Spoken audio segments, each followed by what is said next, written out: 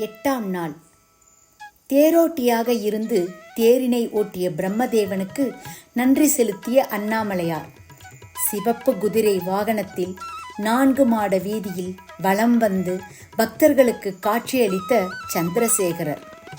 நினைத்தாலே முக்தி தரும் திருவண்ணாமலை மாநகரில் அமைந்துள்ள அருணாச்சலேஸ்வரர் திருக்கோவிலின் திருக்கார்த்திகை தீபத் திருவிழா கடந்த மாதம் 24ஆம் தேதி கொடியேற்றத்துடன் தொடங்கி சிறப்பாக நடைபெற்று வருகிறது.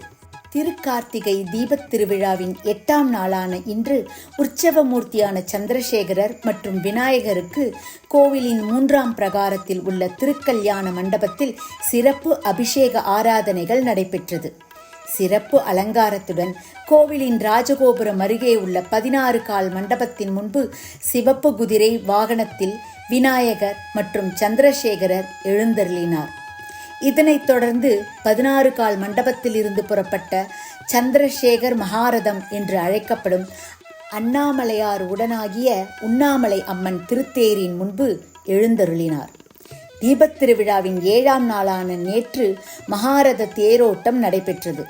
அப்போது அண்ணாமலையாரின் தேரினை தேரோட்டியாக இருந்து தேரினை இயக்கி நிலைக்கு கொண்டு வந்த பிரம்மதேவனுக்கு நன்றி செலுத்தும் விதமாக திருத்தேர் மற்றும் சந்திரசேகரருக்கு யாகம் மற்றும் தீப ஆராதனை நடைபெற்று நன்றி தெரிவித்தார். இந்த நிகழ்வின் போது ஏராளமான பக்தர்கள் கலந்து கொண்டு சுவாமி தரிசனம் செய்தனர். இதில் ஏராளமான பக்தர்கள் கலந்து கொண்டு அண்ணாமலையாருக்கு அரோகரா என்று முழக்கங்கள் எழுப்பினர். தொடர்ந்து சிகப்பு குதிரை வாகனத்தில் எழுந்தருளிய சந்திரசேகரர் விநாயகர் கோவிலின் 4 மாட வீதியில் வலம் வந்து பக்தர்களுக்கு காட்சியளித்தனர்.